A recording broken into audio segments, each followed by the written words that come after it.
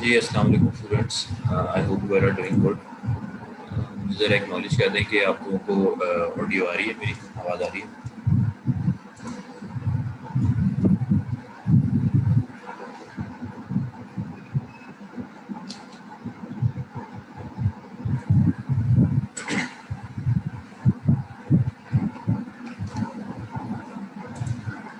ठीक है। अच्छा, आज काफ़ी देर कर दिया आप लोगों ने ज्वाइन करने में। प्रोबेबली आज आप लोगों की शायद लास्ट लैब हो, या फिर शायद उसके बाद नहीं, आप लोगों की ये लास्ट ही लैब होगी आई थिंक। और किस आप लोगों का लैब एग्ज़ाम जो है, जो हमने प्रीवियसली कल शायद आप लोगों का लैब एग्ज़ाम था, हाँ कल ही था। तो क्या किस तरह का था, आप लोगों को क्या मुश्किल लगा, आसान लगा, ज़्यादा टफ तो नहीं था या इजी था बिल्कुल?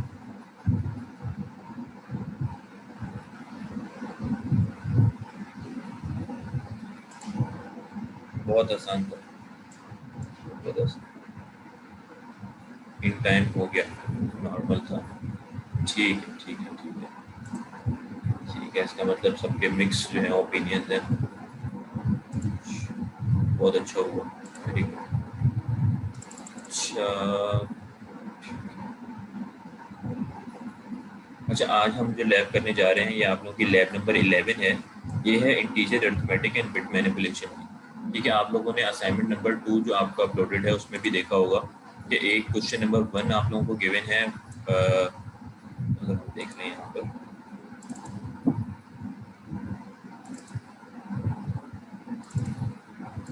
मेरे ख्याल से तो आप लोगों ने अभी तक असाइनमेंट नंबर 2 खोल के देखा नहीं है। अगर देखा होता तो आप लोग ये क्वेश्चन पूछ लेते मुझसे। एक स्टूडेंट ने सिर्फ आप लोग के जो सीआर हैं उन्होंने सिर्फ जो है ये क्वेश्चन पूछा था। सीआर अभी प्रेजेंट भी नहीं है।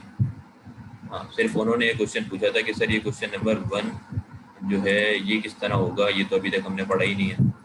तो यही यही टॉपिक आज हम पढ़ने जा रहे हैं, जिसके अंदर हाँ आज जो हम लैब करने जा रहे हैं उसमें ये टॉपिक आप लोगों का कवर हो रहा होगा। तो इसको आप लोगों ने ध्यान से देखना ताकि आपका ये क्वेश्चन भी सही तरीके से हो जाए। और असाइनमेंट इजी असाइनमेंट है, कोई इतना मुश्किल नहीं है। ये भी एक इजी क्वेश्चन है। सारे क्वेश्चन इसी तरह के हैं कि जो आप तमाम अब पहले भी कर चुके हैं। ठीक है, अच्छा अब यहाँ पर चलिए इसको तो क्लोज करते हैं। लास्ट हमने जो लैब की थी वो थी कंडीशनल लूप्स की। ठीक है, लूप एनजेड, लूप एनी, वो वाली लैब थी। और वो भी आई होप आप सबको समझ आ गया होगा उसके अंदर क्या चीज़ें थी। कोई क्यूरीज वगैरह हो तो वो फिर हम एंड में डिस्कस कर लेंगे उसको। पहले हम आ जाते हैं आज की लैब के ऊपर। अच्छा, तो ये लैब नंबर 11 है आप लोगों की। इसके अंदर क्या है, अच्छा आप लोग को मैं एक बात बता दूं, क्योंकि वैसे टेक्निकली हमारी लैब नंबर 12 भी होनी चाहिए थी नेक्स्ट वीक, जो अभी अपकमिंग वीक है। ठीक है, और टोटल आप लोगों की 12 लैब्स होती हैं। वैसे तो 13 लैब होती हैं जिसमें से बेस्ट 12 काउंट होती हैं, लेकिन समर्स के अंदर आप लोगों का क्या होता है कि 12 ही लैब्स होती हैं, क्योंकि टाइम शॉर्ट होता है। तो आप लोगों की 12 लैब्स होती हैं और वो 12 काउंट हो रही होती हैं। अब इस दफ़ा क्या है कि इसमें बकरा ईद आ गई है, जिसकी वजह से आप लोगों की अपकमिंग 2 क्लासेस नहीं हो पाएंगी। ठीक है, तो बकरा ईद की वजह से आप लोगों की 2 क्लासेस जो है बीच में स्किप होंगी, उसमें छुट्टियां आ रही हैं। तो अब हम करेंगे एक काम, जो स्टूडेंट्स प्रेजेंट हैं वो भी ये बात सुन लें, और जो और आपके जितने भी बाकी क्लासमेट्स हैं उनको ये बात बता दें कि आज हम लैब नंबर 11 कर रहे होंगे। ठीक है, इजी लैब है, कोई इतना इसमें मुश्किल नहीं है। 2-3 टॉपिक्स हैं, बस इनको डिस्कस करके हम इसको यहाँ पर वाइंड अप कर लेंगे। और आप लोगों की जो लैब नंबर 12 है वो काफ़ी छोटी सी लैब है, उसमें भी 1-2 टॉपिक्स हैं। उनको उनकी जो लैब है लैब नंबर 12 वो मैं आप लोगों की अपलोड कर दूंगा रिकॉर्डेड लेक्चर। ठीक है, जिस तरह अभी आप लोगों को क्लास लेनी नहीं पड़ेगी, आप लोगों का यूट्यूब के ऊपर लेक्चर आ जाएगा। आप लोग उसको, मैं लिंक्स आपके साथ शेयर कर दूंगा, और उसके अंदर भी एक आध टास्क होगा और उसके भी मैं आपको टाइम अच्छा खासा दे दूंगा। तो आप उसको आराम से तसल्ली से कर लीजिएगा ताकि आपके आउट ऑफ 12 लैब्स अच्छे मार्क्स आ जाएं। मेरी कोशिश यही होगी कि मोस्टली स्टूडेंट्स के अच्छे ही मार्क्स आए एट दी एंड, क्योंकि लैब है तो लैब में आप अच्छे से अच्छा ग्रेड अचीव कर सकें। ठीक है, पहले आज की लैब को हम स्टार्ट कर लेते हैं। इजी लैब है, थोड़ा सा आपने सिर्फ इसमें ध्यान देना है कि क्या चीज़ें कवर हो रही हैं। अब यहाँ पर अगर आप इसका नेम देखें तो क्या गिवन है भाई, integer arithmetic and bit manipulation. यानी नाम से ही पता लग रहा है कि इंटीजर अरिथमेटिक, यानी यहाँ हमने जैसे प्रीवियसली एक लैब में फ्लोट की बात की थी और डिफरेंट डेटा टाइप्स की बात की थी, तो यहाँ पर क्या हो रही होगी, इंटीजर की बात हो रही होगी और उसमें क्या हो रहा है, अरिथमेटिक, यानी कि उससे रिलेटेड कोई कैलकुलेशन हो रही होंगी, अरिथमेटिक कैलकुलेशन इंटीजर के ऊपर बेस्ड। ठीक है। एंड बिट मैनिपुलेशन, यानी हम यहाँ पर बिट बाय बिट किस तरीके से असेंबली लैंग्वेज के अंदर वर्किंग होती है, यानी एक एक बिट किस तरीके से आगे जाती है पीछे जाती है, वो सारी चीज़ें हम हाँ।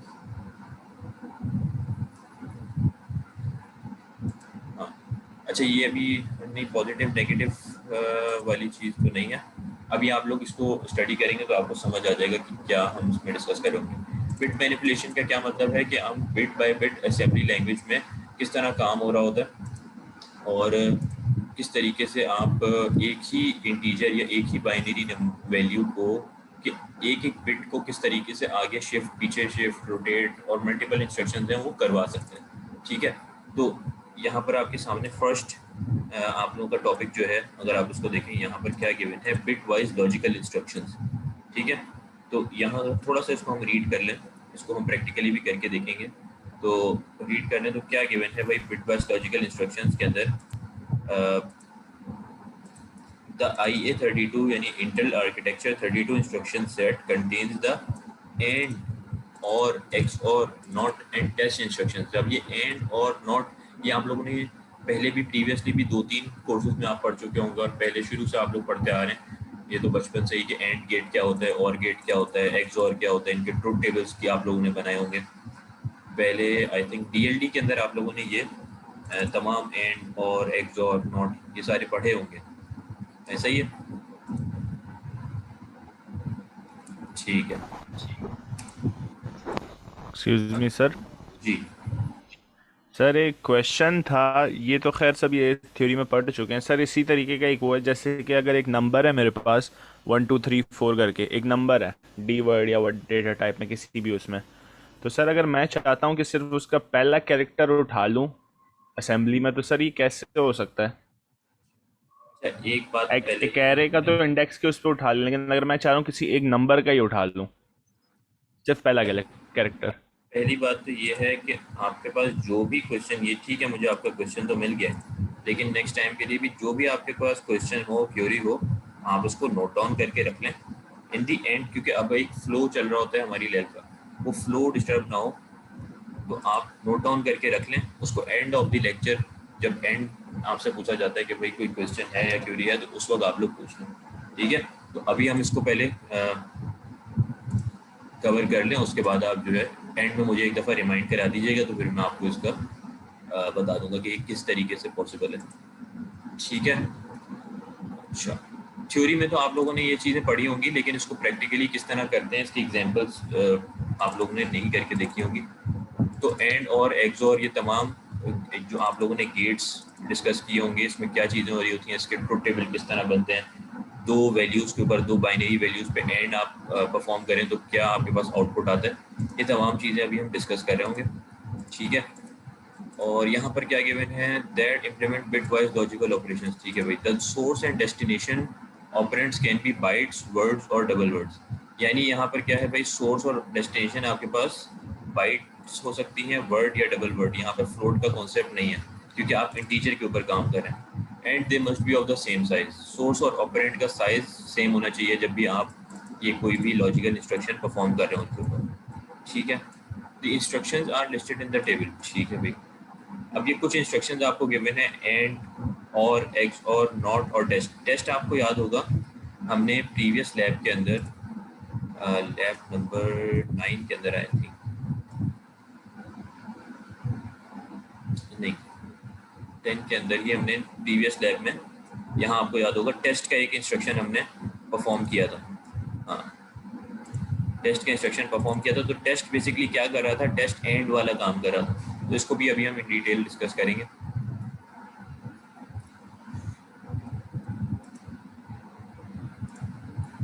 अच्छा, अब यहाँ पर अगर आप देखें तो क्या गिवन है, कुछ इंस्ट्रक्शंस गिवन है, उसका सिंटेक्स गिवन है कि भाई आपको एंड डेस्टिनेशन कॉमा सोर्स, और उसकी कुछ डिस्क्रिप्शन गिवन है कि भाई बिट वाइज एंड में क्या होता है।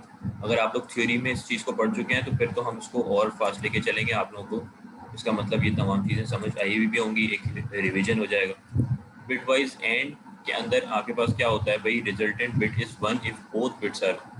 ठीक है, तो हम इसको चले यहाँ पर कर देते हैं।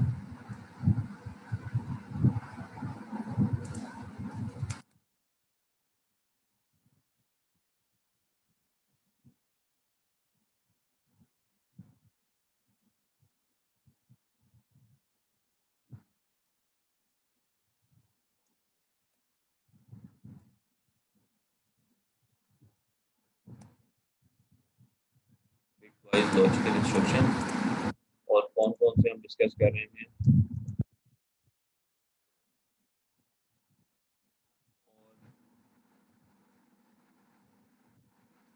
एक्स और नॉट। ठीक है भाई, ये तमाम को हम डिस्कस कर रहे होंगे। अच्छा, अब यहाँ पर एंड की अगर हम बात करें, एंड और इसका हम ट्रुथ टेबल क्रिएट करते हैं। ट्रुथ टेबल किस तरह क्रिएट करते हैं, 0 0 0 1 1 0 1 1। ठीक है, अब मुझे ज़रा को ये बताए कि यहाँ पर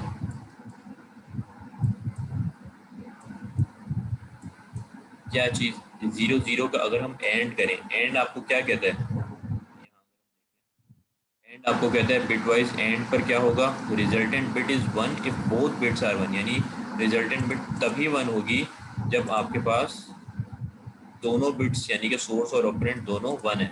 ठीक है, तो यहाँ पर क्या आ जाएगा भाई, 0 0 का क्या मतलब है, 0 0 1 का एंड करें तो क्या आएगा, 0 1 0 यानी कि दोनों बिट्स 1 नहीं है, तो 0 1 1 पे क्या है भाई, 1। ठीक है, 0 0 0 1 1 0 और 1 1। यहाँ अगर मुझे क्या करना हो, मुझे यहाँ पर सपोज एंड गेट की देख रहे हैं, मेरे पास एक ये नंबर है 1 0 1 1। अब मुझे इसकी ये दो जो बिट्स हैं इनको क्या करना है, इनको ज़ीरो करना है। यानी कि तो मैं क्या करूँगा, ज़ीरो के साथ इनका एंड अप्लाई करूँगा। यानी अगर मुझे इस बिट को कन्वर्ट करना है, इस आपके इंटीजर को कन्वर्ट करना है इसमें 0 0 1 1, तो मैं इन दो के साथ 0 का एंड कर दूंगा। क्या आ जाएगा भाई यहाँ पर, 0 0 1 और ये 1 दोनों नीचे आ जाएंगे। ठीक है, एंड है ना, नहीं इसने लिखा है हमारा 0 ट्रिपल 1 नहीं होगा, क्योंकि ये जब एंड हो रहा है तो 1 0 पर भी आप देखें ट्रुथ टेबल में 0 और 0 0 पर भी 0 है, बाकी 1 दोनों नीचे आ जाएंगे। तो ये आपके पास आउटपुट आ जाएगा। अगर आप इसको प्रैक्टिकली यहाँ पर करके देखें, यहाँ कर देते हैं कोई पहले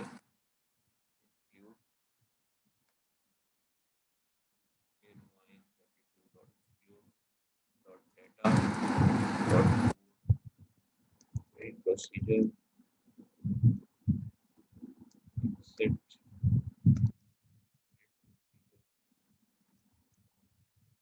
ठीक है, अच्छा अब यहाँ पर अगर हम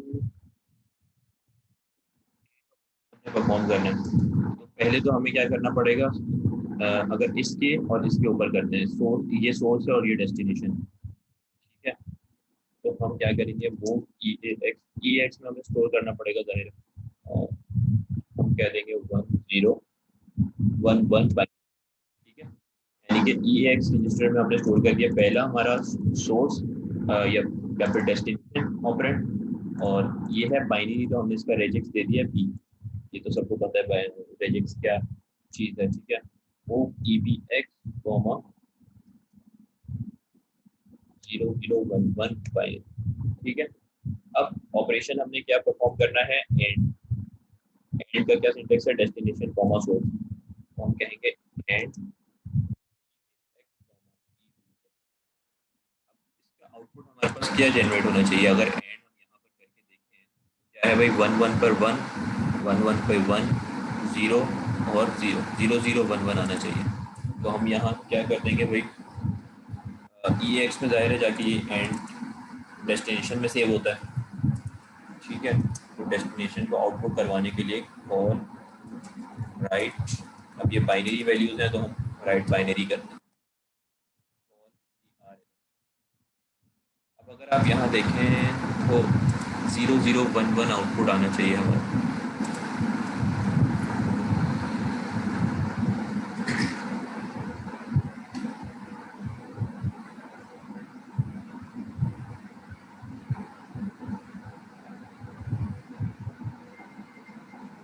ये देखिए, अगर आप यहाँ पे लीस्ट बिट्स के अंदर देखें तो हमारे पास क्या आउटपुट आ रहा है, 0 0 1 1। अच्छा, अब यहाँ पर ये चीज़ को समझें कि ये तमाम बिट्स क्या आ रही हैं, ये इतने सारे जीरोस यहाँ पर क्यों प्रिंट हो रहे हैं, ये कोई बता सकता है मुझे?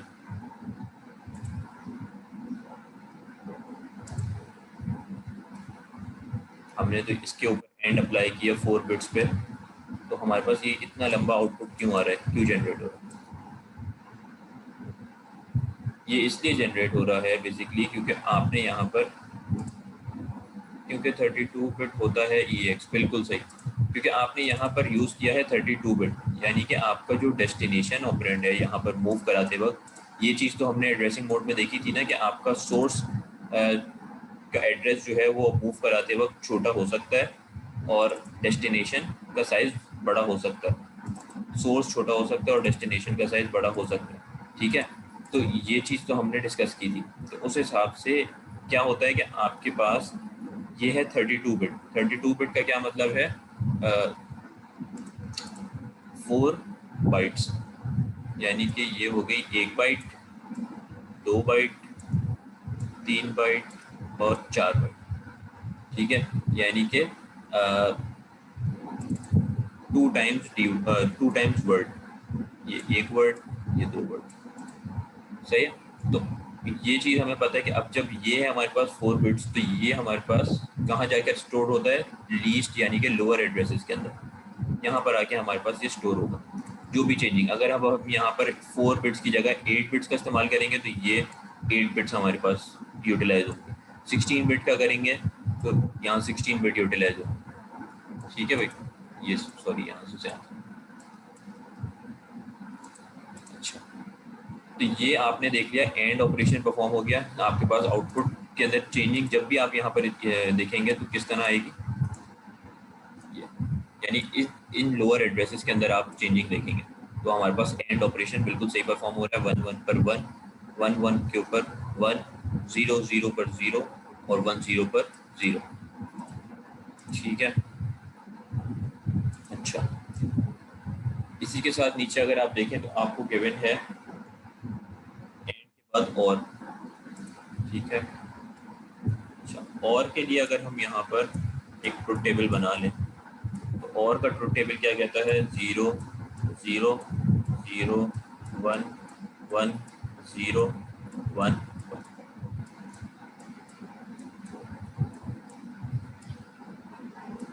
ठीक है। तो ये थोड़े से कीड़े मकोड़े बन गए आप लोग, लेकिन इसको अंडरस्टैंड कर लें। तो और का ट्रुथ टेबल, और में हमें क्या कहा गया है कि बिट वाइज और अगर आप परफॉर्म कर रहे हैं बिट बाय बिट तो क्या होगा, resultant bit is 1 if at least 1 bit is 1, यानी कि आइदर सोर्स इज 1 और डेस्टिनेशन इज 1, दोनों में से एक भी अगर 1 होगा तो हमारे पास आउटपुट क्या आ जाएगा, 1। तो यहाँ पर क्या बनेगा इसका ट्रुथ टेबल, 0 0 पर 0, 0 1 पर 1, 1 0 पर 1 और 1 1 पर भी 1, ठीक है। अगर मैं और कर रहा हूँ सपोज 2 वैल्यूज़ का, और वैल्यूज़ है मेरे पास 1 0 1 1, ठीक है, और दूसरा मेरे पास डेस्टिनेशन है 1 1 1, तो मेरे पास आउटपुट क्या जनरेट होगा, देखें अगर तो 1 1 पर 1, 1 1 पे 1, 1 0 पर 0, सॉरी 0 1 पर 1 और 1 1 पे 1, तो ऑल 1 हो जाएंगे क्योंकि और ऑपरेशन एक भी अगर 1 होगा सोर्स या डेस्टिनेशन में से तो आउटपुट हमारे पास 1 आएगा। तो इसको भी अगर हम यहाँ पर परफॉर्म कर लें तो यहाँ पर हम एंड की बजाय क्या कर देंगे, और इसका निमोनिक है और यहाँ पर हम सोर्स कर देंगे क्या थी भाई 1 1 1। ठीक है, इसको हम ज़रा एग्जीक्यूट करके देख लेते हैं।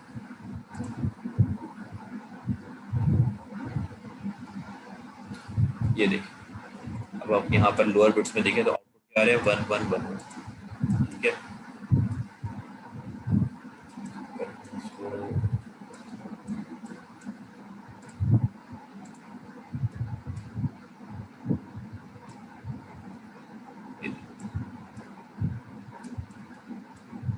सेम आउटपुट है। अच्छा, इसके बाद हमारे पास नेक्स्ट इंस्ट्रक्शन क्या है, एक्सओर। ठीक है, एक्सओर के अंदर आपको क्या बताया गया है कि बिटवाइज एक्सओर में क्या हो रहा होता है, resultant bit is 1 if 1 bit is. अच्छा, इसको दो चीज़ तरीके से आप लोग एक्सओर को समझ सकते हैं।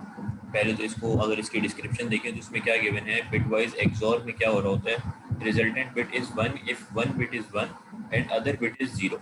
ठीक है, इसका क्या मकसद है, अगर हम एक्सओर का यहाँ पर ट्रुथ टेबल बना रहे हैं तो इसमें आपको बताया गया है कि भाई 0 0 0 1 1 0 1 1। ठीक है, अगर इसका आप ट्रुथ टेबल बना रहे हैं तो इसमें दो हमारे पास तरीके हैं। वो क्या है, पहला तो ये है, अगर आप कंप्यूटर के पर्सपेक्टिव से देखेंगे कि एट द बैक एंड आपका कंप्यूटर किस तरह लॉजिकली ऑपरेट करता है, वो उसकी लॉजिक तो ये है कि वो दोनों को ऐड करता है और ऐड करने के बाद इनका mod 2 कर देता है, यानी 0 + 0 0 0 mod 2 0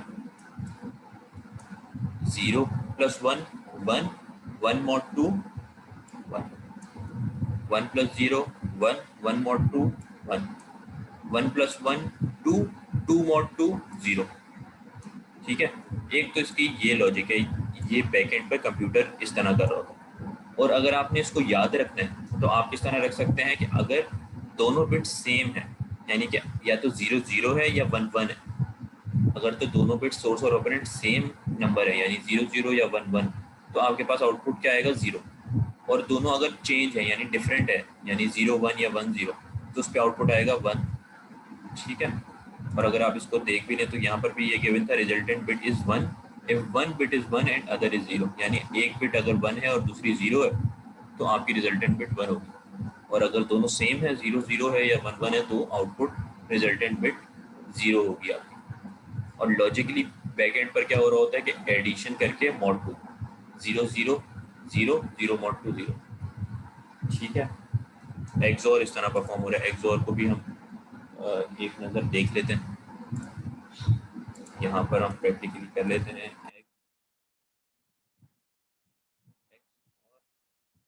और इसी के ऊपर हम कर लेते हैं।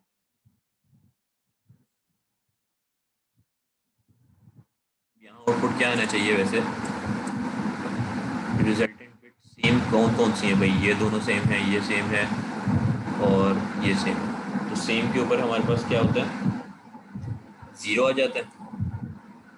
ठीक है, वैसे ही अगर आप यहाँ देखें तो डिफरेंट कौन सी है, सिर्फ ये थर्ड वाली 0 1, तो यहाँ पर 1 है, बाकी तमाम में 0। तो एक्सओर भी इसका मतलब आपके पास बिल्कुल सही परफॉर्म हो रहा है। ठीक है, अच्छा, एक्सओर के बाद आपके पास आ जाता है नॉट। नॉट बेसिकली क्या कर रहा होता है, नॉट आपकी तमाम बिट्स का वंस कॉम्प्लीमेंट यानी फर्स्ट कॉम्प्लीमेंट ले रहा होता है। ठीक है, हमने लास्ट लैब में करके देखा था, फ्लोटिंग पॉइंट वाली आई थिंक लैब में या पिछली लैब में वंस कॉम्प्लीमेंट निकाला था, टूज कॉम्प्लीमेंट निकाला था।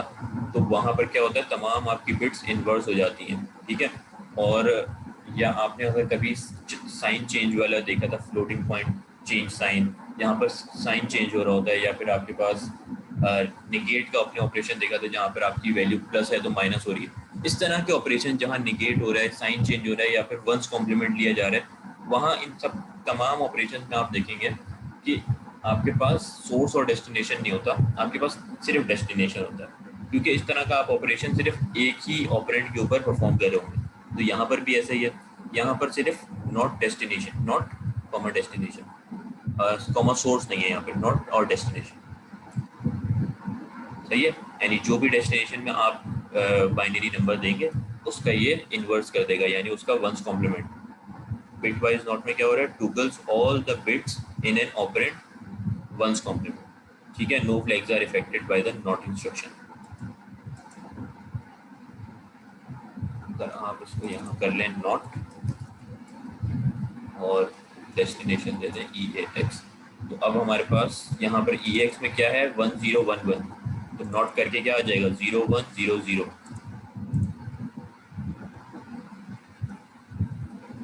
अब ये देखें, ये 0100 तो आ गया। अब आपने देख रहे होंगे पिछली हमने जितने भी टास्क रन किया वहाँ पर ये तमाम बिट जीरो हो रही थी, लेकिन जब आपने नॉट अप्लाई किया किसके ऊपर, आपने इस वैल्यू पे अप्लाई नहीं किया, नॉट 1011 नहीं किया आपने, आपने क्या किया नॉट EAX।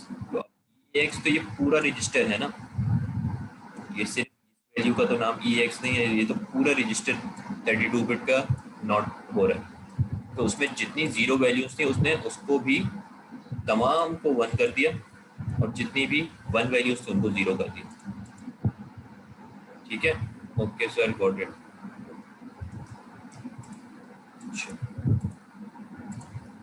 अच्छा AL, अगर आप ये जहाँ पर हम EAX या EBX यूज़ कर रहे हैं, यहाँ पर क्या होता है कि आपके पास 32 बिट आ गई शो हो रही है, ठीक है। अब हमारे पास हाईएस्ट यहाँ पे मतलब बिगेस्ट रजिस्टर कौन सा है, EAX, यानी कि 32 बिट का रजिस्टर। तो जब भी आप टास्क को रन करेंगे, अब आपने भले EAX रखा हो या फिर AX रखा हो या AH या AL रखा हो, आपके पास आउटपुट में 32 बिट ही शो होगी, लेकिन चेंजिंग अगर आपने AX रखा है तो चेंजिंग आपकी 16 बिट्स के अंदर आ रही होगी, सही है। यानी 16 में से आपने 4 यूटिलाइज कर ली लोअर एड्रेसेस वाली, तो कितनी बच गई 12, तो वो बाकी 12 को 0 कर देगा, और 12 के बाद जो दूसरी साइड पे आपके पास 16 होंगी 32 में से, उसमें गार्बेज वैल्यू आ रही होगी 101010, इस तरह कुछ गार्बेज वैल्यू आएगी। लेकिन शो वो आप कोई भी रजिस्टर कर लें आपको 32 ही करेगा। 32 में से आपने अगर 16 वाला रजिस्टर लिया है तो 16 को 0 करके और फिर लास्ट लोअर एड्रेसेस के अंदर इसकी ये वाली 4 बिट्स यानी आपके सोर्स ऑपरेंड के अंदर चेंजिंग कर देगा, और बाकी जो हायर एड्रेसेस होंगे, हायर वो होंगे, उसमें गार्बेज वैल्यू आ रही होगी, ठीक है। गुड प्रैक्टिस यही है कि आप EAX या EBX रजिस्टर को ही इस्तेमाल करें, ठीक है। अच्छा, एंड और एक्सोर और नॉट को हमने देख लिया। अब टेस्ट क्या है, टेस्ट हमने प्रीवियस उसमें एग्जांपल करके देख ली थी। टेस्ट बेसिकली एंड वाला ही काम कर रहा होता है। अगर आप देखें, bitwise test does AND but does not write the destination. यानी हमने अगर एक प्रीवियस किस एग्जांपल में देखा था, हाँ, कंपेयर और सब्ट्रैक्शन के अंदर हमने ये चीज़ देखी थी। क्या हो रहा होता है कंपेयर में और सब्ट्रैक्शन में, दोनों में काम सब्ट्रैक्शन ही हो रहा होता है, यानी कि डेस्टिनेशन माइनस सोर्स, सही है। सब्ट्रैक्ट है तो उसमें भी यही काम हो रहा है, और डेस्टिनेशन माइनस सोर्स, और आपके पास जो कंपेयर इंस्ट्रक्शन है उसके अंदर भी यही है। लेकिन सिर्फ कंपेयर में डिफरेंस क्या आता है कि आपके डेस्टिनेशन के अंदर चेंजिंग नहीं आती, होता तो माइनस ही है, वो सिर्फ आपके पास एक डिसीजन मेकिंग में काम आता है। क्योंकि हमने कंपेयर कहाँ डिस्कस किया था, कंपेयर कौन सी कंडीशनल स्टेटमेंट्स की लैब में, कंडीशनल जंप जहाँ पर किया था, तो वहाँ जहाँ कंडीशन आ रही है वहाँ हम कंपेयर यूज़ कर रहे थे। तो यहाँ पर भी तो अगर आप देखें तो हमने क्या कहते हैं कंपैरिजन वाला ही काम करना है ना, यानी कंडीशनल इंस्ट्रक्शन वाला ही काम करना है टेस्ट के अंदर। जब भी हम टेस्ट यूज़ करेंगे, हमने जो पिछली लैब में किया था टेस्ट, यहाँ पर ये तो टेस्ट क्या कर रहा था, ये दो कंडीशंस के दरमियान एंड ऑपरेशन परफॉर्म करा रहा था, ठीक है। अब एंड में हमने क्या किया, एंड में हमने दो बाइनरी वैल्यूज के दरमियान एंड करवाया, ठीक है, दो ऑपरेंड्स के दरमियान। टेस्ट हमने वहाँ पर किस टेस्ट की क्या लॉजिक रखी थी, हम दो कंडीशंस के दरमियान एंड करवा रहे थे, उसमें भी एक सोर्स और एक डेस्टिनेशन था। अब एंड में क्या होता है कि आपके पास अगर हम यहाँ जो डिस्कस किया, एंड सिर्फ 1 कब आएगा, जब बोथ बिट्स आर 1। तो कंडीशन पे टेस्ट लगाने का क्या मकसद है किसी भी लॉजिक के अंदर, कि आपकी जब दोनों कंडीशन यानी कि सोर्स और डेस्टिनेशन की जो कंडीशन है, दोनों कंडीशन जब ट्रू होंगी सिर्फ तभी आपका टास्क परफॉर्म होगा। अगर एक ट्रू है और दूसरी फॉल्स है तो फिर टास्क परफॉर्म नहीं होगा। तो सेम ये काम एंड वाला ही बैक एंड पे परफॉर्म करता है, लेकिन डेस्टिनेशन में बस चेंजिंग नहीं करता, डिसीजन मेकिंग में आपको काम आता है। ठीक है, तो ये तो आपकी हो गई कौन सी बिटवाइज लॉजिकल इंस्ट्रक्शंस। ठीक है, क्रिस्टल क्लियर है सर। हाँ ठीक है, अच्छी बात है, आप लोग दो दो दफ़ा पढ़ रहे हैं तो क्रिस्टल क्लियर, वेरी गुड। अच्छा, शिफ्ट एंड रोटेट इंस्ट्रक्शंस के ऊपर आ जाते हैं। अब अरिथमेटिक इंस्ट्रक्शंस तो आपने ये तमाम देख लिए, एंड और एक्सॉर नॉट टेस्ट, ठीक है, बिटवाइज जितने भी लॉजिकल इंस्ट्रक्शंस हैं। अब शिफ्ट एंड रोटेट के अंदर क्या है, शिफ्ट के अंदर बेसिकली क्या हो रहा होगा, अब हमने जितनी भी ये बिट्स यूज़ की हैं, बाइनरी नंबर यूज़ किए। अच्छा, आप लोगों की अगर मीटिंग एंड हो जाए तो इसको रीज्वाइन कर लीजिएगा, ठीक है, लेस देन 1 मिनट रह गए। शिफ्ट में क्या हो रहा होगा, अगर हमने 4 बिट्स यूज़ किए हैं या 8 यूज़ किए हैं, तो अगर हमें एक बिट को मैनिपुलेट करना हो, एक बिट को आगे या पीछे ले जाना हो, तो हम शिफ्ट का या फिर रोटेट का इंस्ट्रक्शन परफॉर्म करते हैं, शिफ्ट एंड रोटेट। मेरे ख्याल से आप लोग रीज्वाइन कर लें, ये यहाँ पर एड हो रही है।